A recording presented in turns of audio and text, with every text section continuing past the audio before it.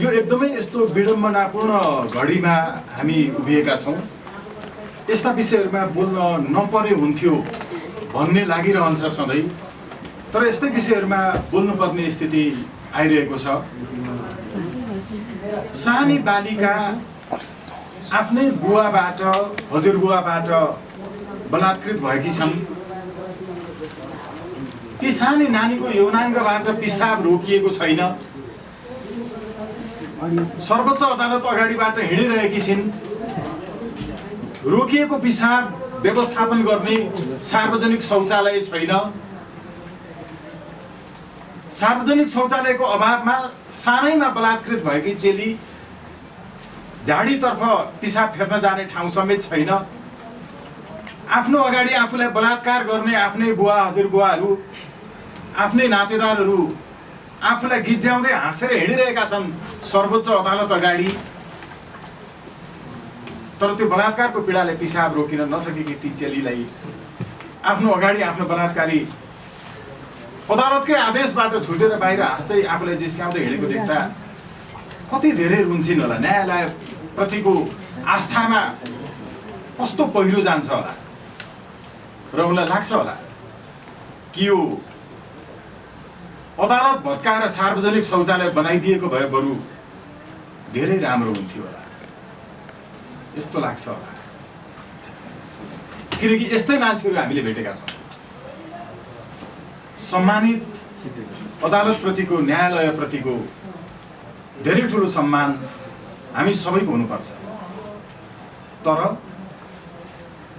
देखिकन योजनाबद्ध हिसाबले 7 फेरा लगाएर बनाइएको वैदिक विधिपूर्वकको श्रीमतीको हत्या भएको छ। त्यो हत्या भइसकेपछि कहीँ कतै पनि त्यो आवेशमा आएर गरिएको थियो भनेर भनिएको छैन। कतै गरिएका पुनरावेदनमा समेत, दोहोर्याई पाउमा समेत, बहस पैरवीमा समेत कहीँ कतै यो वास्तवमा मैले हत्या गरेको थिएँ भनेर अदालतको इजलासको अगाडि आएर स्वीकार गरिएको छैन। त्यसलाई सम्माननीय प्रधान न्यायाधीशज्यूबाट आवेशमा आएर हत्या गरिएको थियो भनेर भनियो। फैसलाको अहिलेको प्रकरण नम्बर 82 मा यही कुरो लेखिएको छ। कहीँ कतै एकपटक पनि मैले आवेशमा आएर हत्या गरेँ भनेर नभनेको कुरा अनुसन्धानका क्रममा अनुसन्धान अधिकारी समक्ष गरेको बयानमा भनिएको कुरालाई पनि अदालतमा आएर इन्कार गरिएको कुरा र मैले हुँदै होइन भनेको कुरालाई सम्माननीय प्रधान न्यायाधीशको इजलासबाट यो भनियो कि त्यो आवेशमा आएर गरिएको हत्या थियो। यसैले जे सम्मानित जिल्ला अदालत र तत्कालीन पुनरावेदनबाट भएको फैसला थियो त्यो चर्को पर्न जाने देखियो भनेर लाग्यो सम्माननीय प्रधान न्यायाधीश समेतलाई। किन? यस पछाडिको रहस्य के छ? जनताले फैसला होइन न्याय खोजिरहेका छन्। यहाँ न्याय पर्यो कि परेन? कुनै पनि विषयमा आवेशमा आएर गरिएको अपराध हो भने त्यसमा संसारभरिको अपराध शास्त्रले केही तत्त्वहरू विद्यमान हुनुपर्छ भन्छ। त्यो तत्त्व के हो?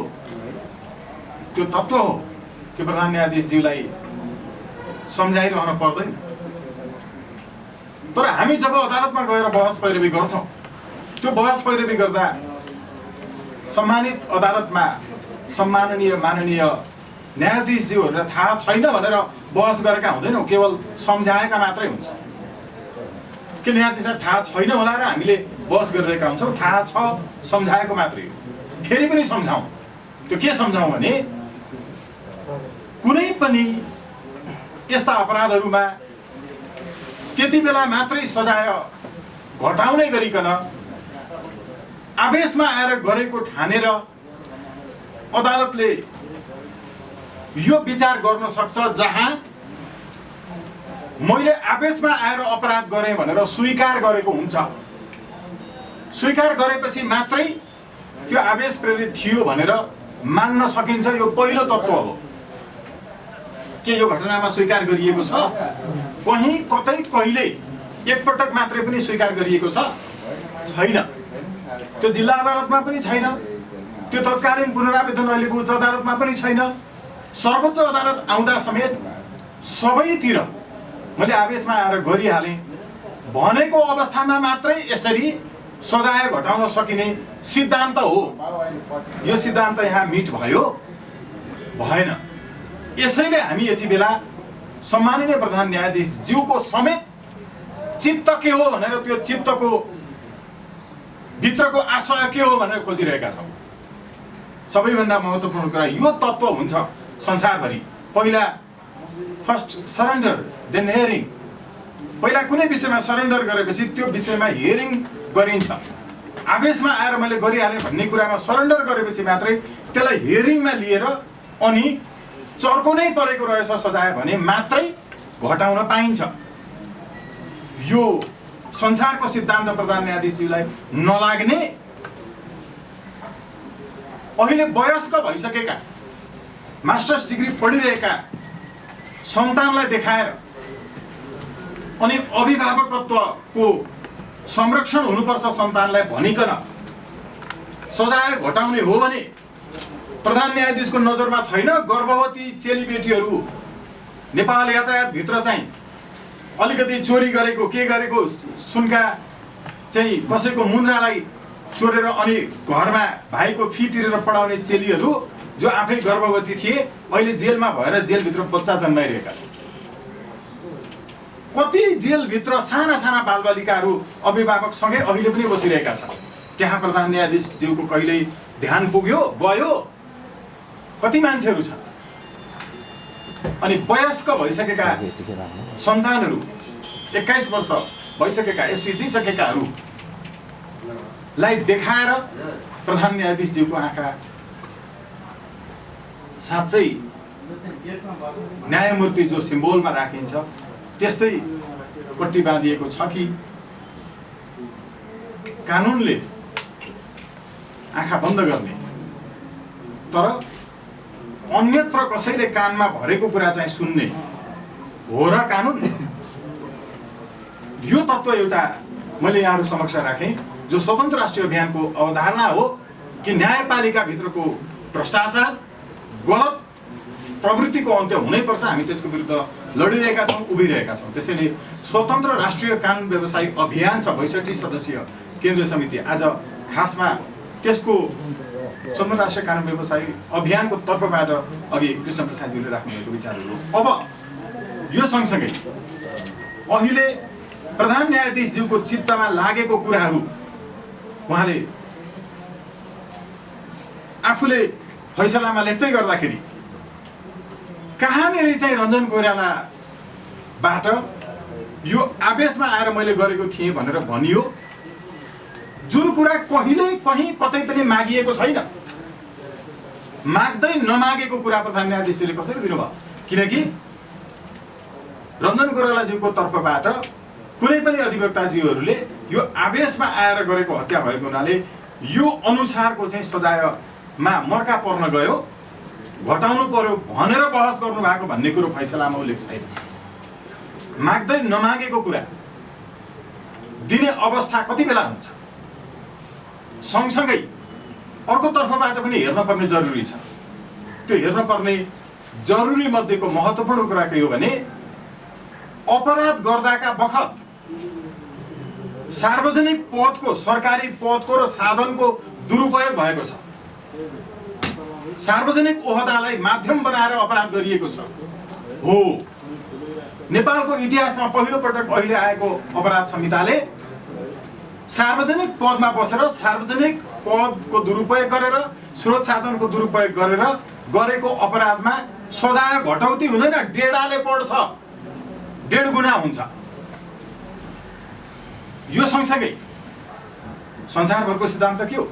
अहिले हामीले राखेको चाहिँ यो पटकको चाहिँ अपराधको गाम्भीर्य बढाउने केही तत्त्वहरू छन्। त्यो तत्त्वहरूमध्ये आफ्नै संरक्षकत्वमा रहेको व्यक्ति विरुद्ध भएको अपराधमा पनि सजाय बढ्छ, यसको गाम्भीर्य बढ्छ, गम्भीरता, अपराधको गम्भीरता बढाएको छ यसले। अहिलेसम्म सम्मानित सर्वोच्च अदालतले गरेका कैयौँ नजिरहरूका आधारमा यो अपराध संहितामा नयाँ कुराहरू इन्कर्पोरेट गरिएको भनेपछि यहाँ बढ्नुपर्ने थियो कि घट्नुपर्ने थियो? सम्मानित सर्वोच्च अदालतले गरेको फैसलाप्रति हाम्रो कानुनी हिसाबले त्यसलाई मान्नुपर्ने बाध्यता छ, तर यो मनले सम्पूर्ण नेपाली 3 करोडले मानेका छैनन्। यसले सम्मानित सर्वोच्च अदालतको मर्यादालाई रसातलमा पुर्याएको छ। सम्माननीय प्रधान न्यायाधीश समेतको इजलासबाट भएको जो फैसला छ, यो फैसलाले सम्माननीय ज्यू भनेर कानुन बमोजिम मात्रै सम्बोधन गर्नुपर्ने स्थितिमा हामी पुगेका छौँ र अहिले यतिका वर्षदेखि आफ्नो छोरीको न्यायका लागि रात दिन रोइरहेर न्याय अब चाहिँ प्राप्त हुँदैछ भन्ने ठान्दै सर्वोच्च अदालत आइसकेपछि भएको फैसलाबाट हामीले हिजो बेलुका पनि गएर भेटेका थियौँ। जो मृतकको पिता हुनुहुन्छ हरिराम ढकालज्यू हामीसँगै हुनुहुन्छ। हिजो पनि बोल्न सक्ने स्थितिमा लगभग हुनुहुन्न थियो। एकदमै उहाँ मानसिक रूपमा पनि शारीरिक रूपमा पनि शिथिल हुनुभएको छ। उहाँका विचारहरू पनि हामी सुन्छौँ र स्वतन्त्र राष्ट्रिय अभियानले चाहिँ न्यायपालिकाभित्रको यो विकृत र विसङ्गत पक्षको निर्मूलीकरणका लागि हाम्रो आन्दोलन पहिलेदेखि पनि जारी छ। फेरि पनि अरू आन्दोलनका कार्यक्रमहरू छन्। आन्दोलनका कार्यक्रमहरूको बारेमा उहाँले सुन्नु भएपछि, हामीले सुनाएपछि उहाँले ऐक्यबद्धता पनि जनाउनु भएको छ र सायद उहाँले त्यसपछि आफ्ना विचारहरू राख्नुहुनेछ। स्वतन्त्र राष्ट्रिय अभियानको तर्फबाट चाहिँ सर्वोच्च अदालतभित्र भएका यस्ता गलत पक्षहरूको विकृतिका विरुद्ध लड्नु हुनका लागि, उठ्नु हुनका लागि, ऐक्यबद्धता जनाउनु हुनका लागि हामी सबैसँग आग्रह गर्न चाहन्छौँ र यो मुद्दामा हामी स्वतन्त्र राष्ट्रिय अभियानको तर्फबाट देशव्यापी रूपमा सबै बार इकाइहरू समेतदेखि लिएर जनसाधारण समेतको संलग्नताबाट विभिन्न आन्दोलनका कार्यक्रमहरू घोषणा गर्दैछौँ। हाम्रो त्यो आन्दोलनका कार्यक्रमहरूको घोषणा मध्येको पहिलो कार्यक्रम आजको यो पत्रकार सम्मेलनबाट जानकारी दिने हो। राष्ट्रिय मानव अधिकार आयोग, नेपाल राष्ट्रिय महिला आयोग अनि अन्तर्राष्ट्रिय कानुन महिला मञ्च, यो सबै निकायहरूमा उसले निवेदनहरू पनि दिएको, जो सशस्त्र प्रहरी र जनपद प्रहरीमा पनि निवेदन दिए। मेरो सुरक्षा पाइयो, म कुनै पनि बेला मलाई चाहिँ मार्न सक्छ, मार्छु भनेर चाहिँ हिँडिराखेको छ, मारेर लास गायब गर्नु भनिरहेको छ भनेर उसले चाहिँ निवेदन दिइराखेको थियो। त्यो दिँदै पनि अकस्मात एक दिन उसले निर्ममतापूर्वक हत्या गर्यो। हत्या गर्यो कसरी गर्यो? उसले चाहिँ पहिले चाहिँ उसका स्टाफहरूलाई, कर्मचारीहरूलाई चाहिँ पेट्रोल किन्न पठायो। पेट्रोल किनेर उसले चाहिँ 3-4 जर्किन पेट्रोल चाहिँ गाडीमा राख्यो र घरमा बसिरहेकी छोरीसँग बसिरहेको छोरालाई बिहान 10 बजी आएर छोरालाई लिएर गयो र उसले अन्त्य ठाउँमा राखेर दिउँसो 12 बजे मैले छोरीसँग कुरा गर्दाखेरि आज म चाहिँ मेरो खुट्टा मर्कियो, फर्केर मेरो खुट्टा चलाउने भएको छैन, म हिँड्न सक्ने अवस्थामा छैन, म आज सुतिरहेको छु, आराम गरिरहेको छु भनेर पनि भने हामीले चाहिँ के गर्छौँ आज आउँछौँ भनेर सोद्धाखेरि उसले त्यसो भनेपछि ल ठिकै छ नि त आराम गरेर बस्छ भनेर हामीले चाहिँ 12 बजी दिउँसो 2068 साल पौष 27 गते दिउँसो 12 बजी। त्यस पछाडि हामीले चाहिँ फेरि 1-2 घन्टापछि फोन गऱ्यौँ। 2 घन्टापछि गऱ्यौँ, त्यस्तै फोन गर्दाखेरि फोनको स्विच अफ थियो। अब त्यो स्विच अफ थियो, बेलुका गऱ्यौँ स्विच अफ थियो, भोलि बिहान गऱ्यौँ स्विच अफ थियो। अब के भयो भन्ने हामीले के शङ्का गऱ्यौँ भनेदेखि उसले चाहिँ 12 बजेर 1-1:30 बजेको बिचमा आएर उसले हत्या गरेर उसले चाहिँ बेलुका आएर त्यो लासलाई लिएर गएर टिस्टोक मेत्राङ भन्ने ठाउँमा लगेर जलायो। त्यो सबै गाउँलेहरूले राति हुरहुरीको आगो बलेको जलेको देखे के हो भने त्यस्तो भयो। अब पछि चाहिँ ऊ 7 गते चाहिँ मेत्राङमा पुग्यो। नेताङमा फेरि चाहिँ के बोला जस्तो बुझ्नको लागि भनेर गयो। जाँदाखेरि ती गाउँलेहरूले पक्रिएपछि अनि ती गाउँलेहरूले चाहिँ यसैले चाहिँ यो लास जलाएको रहेछ भन्ने पत्ता लगाएपछि उनीहरू पुलिसको जिम्मा लगाए। अनि पुलिसको जिम्मा लगाइसकेपछि अब पुलिसले उसलाई पक्रेर हनुमान ढोकामा ल्याएर उसँग बयान दिँदाखेरि हो मैले मारेको भनेर उसले कन्फेस गर्यो। जुन कुरा चाहिँ त्यतिखेर चाहिँ एसपी हनुमान ढोकाको एसपीले हामीलाई दिनुभयो। र त्यहाँ धेरै चाहिँ स्वयं व्यक्तित्वहरू जम्मा हुनुभएको थियो, आफन्तहरू जम्मा हुनुभएको थियो, उहाँहरूले पनि त्यो इन्फर्मेसन पाउनुभयो। त्यस पछाडि अब यो मुद्दा जिल्ला अदालतमा चल्दै गयो। हामी चाहिँ अब त्यही जिल्ला अदालतबाट न्यायको लागि चाहिँ हामी चाहिँ दौडिँदाखेरि चाहिँ जिल्ला न्यायालयबाट अदालतबाट यो फैसला भयो। उसको चाहिँ सर्वले मारेको हो, उसले निर्ममतापूर्वक हत्या गरेको हो भन्ने हिसाबले उसको चाहिँ सर्वोच्च फैसला भयो। फैसला भएपछि उनीहरू चाहिँ फेरि पुनरावेदन अदालतमा यो उच्च अदालतमा गए। उच्च अदालतमा गएपछि त्यतिखेर पुनरावेदन भन्ने थियो नाम। उच्च अदालतमा गए। उच्च अदालतले पनि अब सबै मिसिलहरू सबै पढे, बुझे र बुझिसकेपछि उहाँहरूले पनि त्यसैलाई सघाइ गरे। अब हामीलाई त्यतिखेरसम्म चाहिँ के लागेको छ भनेदेखि वास्तवमा जनताहरूले चाहिँ यो मर्का परेको अन्याय परेको व्यक्तिहरूलाई चाहिँ न्याय दिनुहुँदो रहेछ न्यायालयले भन्ने हामीहरूलाई न्यायालयप्रति ठुलो विश्वास र भरोसामा हामी त्यतिखेरसम्म चलिरहेका थियौँ। उहाँ सम्मान पनि थियो हाम्रो।